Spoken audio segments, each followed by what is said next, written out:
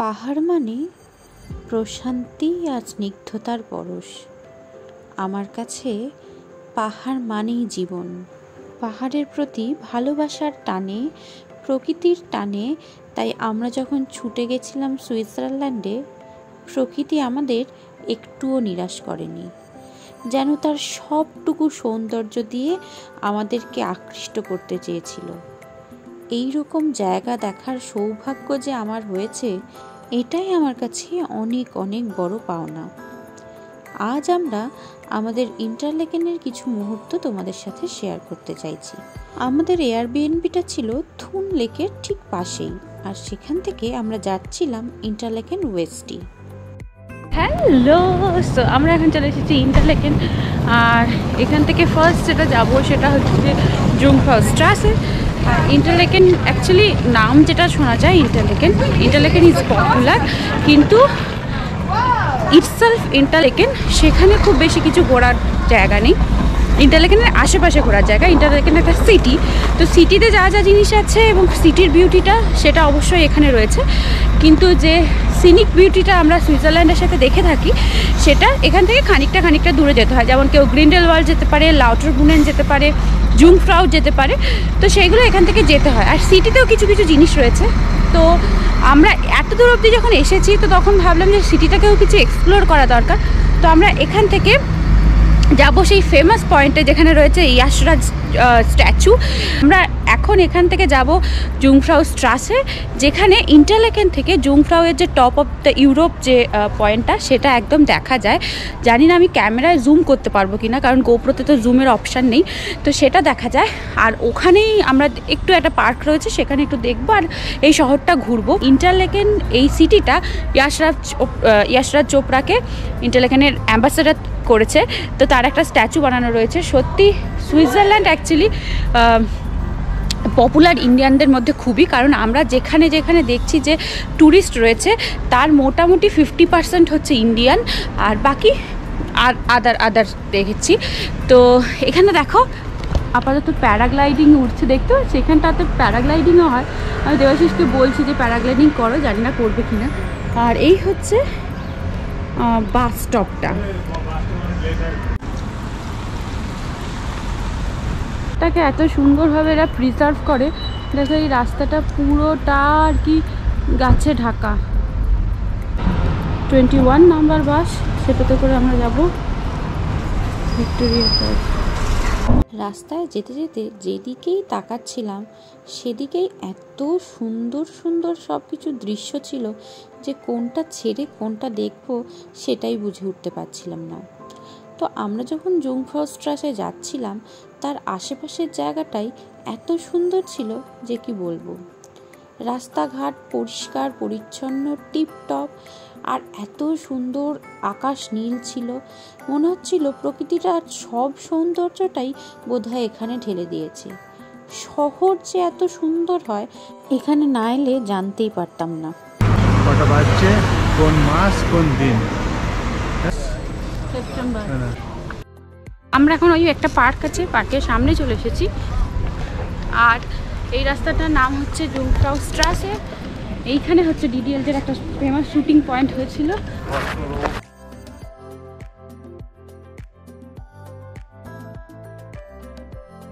এই যে উল্টো দিকে হচ্ছে ভিক্টোরিয়া হোটেল, আর এইদিকে হচ্ছে পুরো ইয়েটা। আর এই যে পয়েন্টটা, এটা কিন্তু টপ অফ দ্য ইউরোপ জুংফ্রাউ।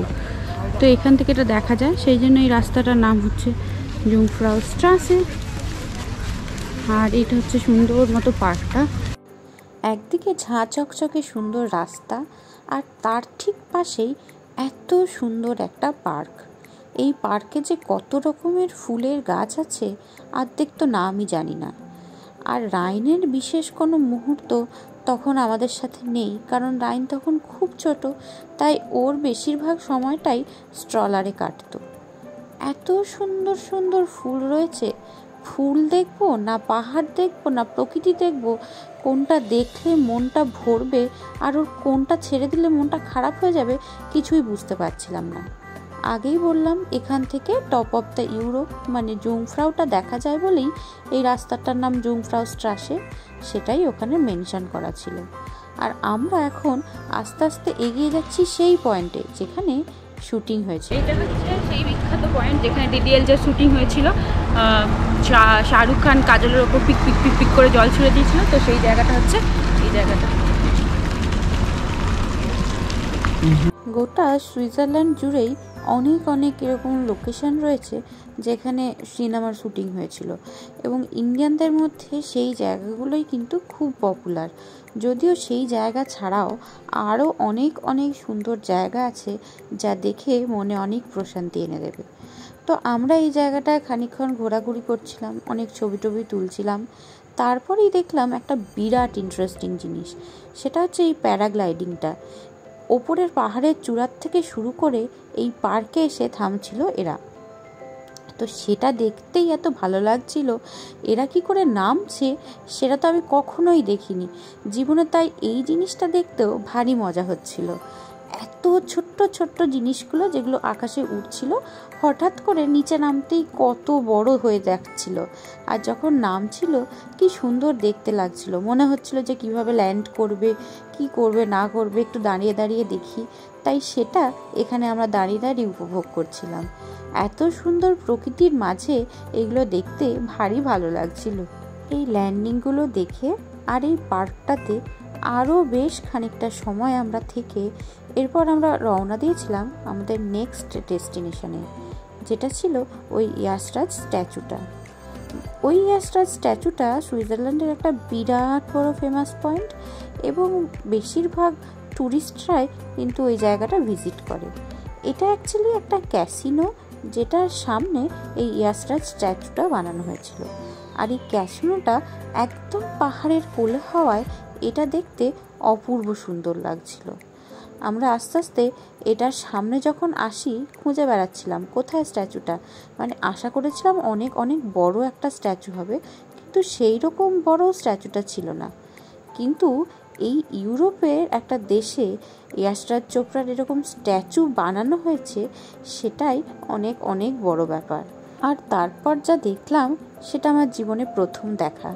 এটা হচ্ছে একটা ফ্লাওয়ার ক্লক। কি সুন্দর জিনিসটা না, এটা পুরো ফুল দিয়ে একটা ক্লক রয়েছে যেটা কিন্তু চলমান, খুব সুন্দর লাগছিল দেখতে। তো আমরা এই জায়গাটা ঘুরে ঘুরে দেখছিলাম, এই যে একটা ফাউন্টেন মতো রয়েছে সেটাও দেখছিলাম, খুব সুন্দর দেখতে লাগছিল। আর ওয়েদারটাও এত ভালো ছিল যে সব কিছু খুব ভালোভাবে এনজয় করা যাচ্ছিল। রাস্তাগুলো এইরকমভাবে বানানো, মানে রাস্তা দিয়ে হাঁটতেও মানুষের অটোমেটিক্যালি ভালো লাগবে। আর যখন এই ক্যাসিনোটার কাছে এসে পৌঁছালাম দেখলাম এই ক্যাসিনোটাও অদ্ভুত সুন্দর, কি সুন্দর মেনটেন করা সব কিছু। এটা দেখলেই খুব ভালো লাগে।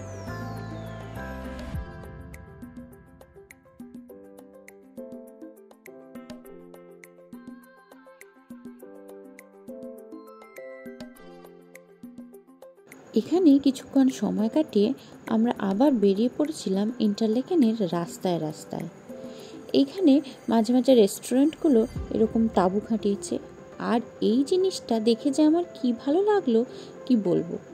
এটা অ্যাকচুয়ালি একটা বুক লাইব্রেরি। এখানে এমনি বই রাখা রয়েছে, যে কেউ এই বই নিতে পারে, বই পড়তে পারে, আবার কেউ বই রাখতেও পারে। মানে এই বইগুলো যে চুরি হয়ে যাচ্ছে না, এটা আমার কাছে অনেক অনেক অবাক করা ব্যাপার। কত ভালো মানুষের মানসিকতা থাকলে এরকম জায়গায় জায়গায় লাইব্রেরি বানানো যায় সেটাই শুধু ভাবছিলাম। আর এই যে পুরো রাস্তার ধারে এরকম রেস্টুরেন্ট রয়েছে, আর সেইটাকেও এত সুন্দরভাবে চারিদিকে ফুল দিয়ে সাজানো রয়েছে, ভারী ভারী সুন্দর লাগছিল। তারপর আমরা এই ভিক্টোরিয়া হোটেল আর এই টপ অফ দ্য ইউরোপ দেখে এখান থেকে বেরিয়ে যাওয়ার প্ল্যান করছিলাম। বেরোনোর পথেই দেখলাম এখানে সুন্দর সুন্দর ঘোড়ার গাড়ি রয়েছে। ঘোড়ার গাড়ি যখন রয়েছে তখন একবার সেখানে আসবো না সেটা তো হতেই পারে না, তাই এই ঘোড়ার গাড়ির কাছে আমরা চলে এলাম। এই গাড়িতে চড়ার আমাদের খুবই ইচ্ছা ছিল, কিন্তু আনফর্চুনেটলি রাইনের ট্রলারটা নিয়ে আমরা কিছুতেই এই গাড়িতে উঠতে পারতাম না, তাই এই ইচ্ছাটা সম্বরণ করে ফেললাম। আচ্ছা, তারপরে না এখানে একটা জিনিস দেখলাম যেটা জার্মানিতে ছিল না, এই ফ্রি ওয়াটারগুলো। এখানে রাস্তায় রাস্তায় এরকম জলের ব্যবস্থা রয়েছে। জার্মানিতে যদিও এই ব্যবস্থাটা একদমই নেই। জল যখন পাওয়াই গেছে আর সেটা যখন ফ্রিতে, তাহলে তো একটু খেতেই হয়। এই জল টল খেয়ে এই ঘোড়ার গাড়িগুলোর সামনে কিছু ছবি তুললাম, আর তারপর শহরের বিভিন্ন অলিতে গলিতে ঘুরে বেড়াচ্ছিলাম। সেটা বেড়াতে বেড়াতে দেখলাম যে এখানের প্রত্যেকটা বিল্ডিংও এত সুন্দরভাবে মেনটেন্ড। দেখো, প্রত্যেকটা বাড়ির সামনে এরকম সুন্দর ফুলের ব্যবস্থা করা। এত ফুল থাকলে সেই জায়গাটাকে তো অদ্ভুত সুন্দর লাগবেই। পাহাড় আর তার নিচ দিয়ে নদী বয়ে যাচ্ছে, সেটা যে কি সুন্দর দৃশ্য। এই দৃশ্য চোখে না দেখলে হয়তো আমি বিশ্বাস করতে পারবো না। আর এই দৃশ্য যতদিন আমি বেঁচে থাকবো ততদিন আমার মনের মধ্যে উজ্জ্বল হয়ে থাকবে। এখানকার জলগুলোর একটা বৈশিষ্ট্য হচ্ছে যে কোনো নদী, নালা, খাল, বিল সব জায়গার জলই এইরকম সুন্দর টারকোয়াইজ কালারের হয়, যেটা এই জায়গার সৌন্দর্যটাকে আরও অনেক বাড়িয়ে তোলে।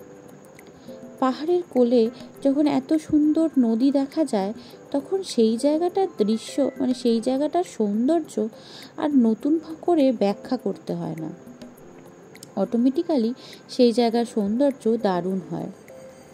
তো এরপর আমরা এই জায়গাগুলো ঘুরে আমাদের পরবর্তী জায়গার উদ্দেশ্যে রওনা দিয়েছিলাম। সেটাও একটা বাসে করে।